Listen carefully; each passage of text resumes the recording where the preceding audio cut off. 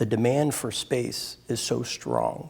And so from an opportunity perspective, what we're finding is the amount of retailers and brands and different uses that are coming into that open air format has grown pretty materially. Joining me today is Michael Bilerman, CFO and CIO at Tanger.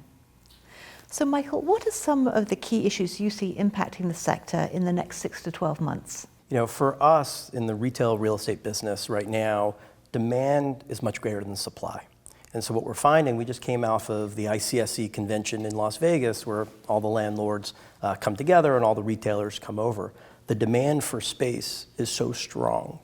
And so from an opportunity perspective, what we're finding is the amount of retailers and brands and different uses that are coming into that open air format has grown pretty materially, especially in a post-COVID environment where open air, and especially in the geographies that Tanger has assets, which have seen tremendous population growth, that demand for retail space has just been so strong. And there's no new development going on, and so it's really driving increased rents and the ability to drive NOI growth. And is that across the board in all sorts of retail types or any particular one? Right, so from Tanger's perspective, we have 40 centers, 38 outlets. We have one center that's physically adjacent, a Whole Foods anchored center to one of our centers.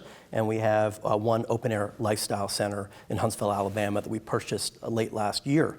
And our centers draw from very large catchment areas. And given that population growth that we talked about, what we're finding is a lot of different forms of retail have been attracted to our assets because of what's gone on in the local markets. So it's been food, beverage, entertainment, your apparel retailers, and actually just yesterday morning we announced, well, I know this video may be a little bit longer when it comes out, but you know, in association with this conference, we announced 5 new leases with Sephora, the cosmetics company, that are going to come into our centers. So just the uses that we're finding coming in have really expanded, certainly over the last number of years.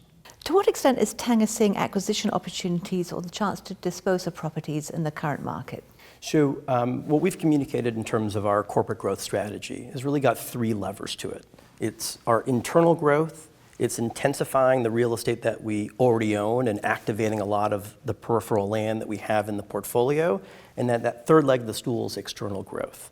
You know, our focus is on the areas 1 and 2. That's our top priorities because it's stuff that we already have, and we see a lot of growth in that. From an external perspective, what we're really trying to do is find assets that we can add value from our platform. And the platform that Tanger has built in terms of leasing, operating, and marketing really has a lot of value as we bring that to a new potential acquisition. So last year, the company acquired 2 assets. One was an outlet center in Asheville, North Carolina, and then we acquired Bridge Street Town Center in Huntsville, Alabama, which is an open-air lifestyle center. And so we were able to complete those last year. We continue to look at a lot of different opportunities to find areas where we can leverage the platform for external growth, but we really want to be focused on that core internal of really being additive and really be opportunistic on the external front, and we were going to be very prudent and disciplined as we go about it. And when we step back from it, the balance sheet is in such a strong position to allow us to be able to look externally. So the company today is running at about a low 5 times debt to EBITDA.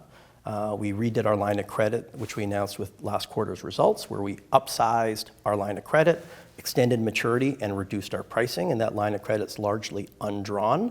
And so that provides us a significant amount of access combined with the free cash flow that we generate after we fund our dividends to be able to go out and look at potential outlet opportunities, centers that are physically adjacent to our assets or land, and look at additional lifestyle centers as we grow that platform overall. And can you point to an aspect of the latest earnings report that you feel especially highlights Tanger's broader strategy? Yeah, so we've been really focused on elevating and diversifying the retailers that are in our centers. And we've made a consistent strategy of increasing the rents on those new tenants and trying to drive incremental productivity, bringing in retailers that are going to do higher sales productivity, replacing those that may not be doing as strong sales in our portfolio. And the re-merchandising efforts is really critical to our future growth. And so we've been able to add entertainment concepts like Dave & Buster's, which we just opened in December in our asset in Savannah.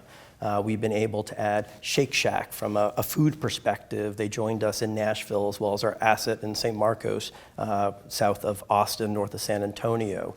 And then we announced Sephora yesterday that has come into our portfolio with 5 new stores in the outlet format, running their stores as full price in our outlet centers. And so just all of that re-merchandising is continuing. We're looking at what the customer wants. Our vision statement is to use the data and the customer insights to inform the future of shopping. And so we're listening to what the customer is saying to us, and we're trying to bring to them all the different uses that would be additive to their shopping trip so that they stay with us longer. And sometimes they may come to us to eat or go to Dave & Buster's and do something and stay for the shopping, or they're coming for the shopping and they get to stay to eat and do other activities as we look to the entire catchment of a family's trip to one of our centers.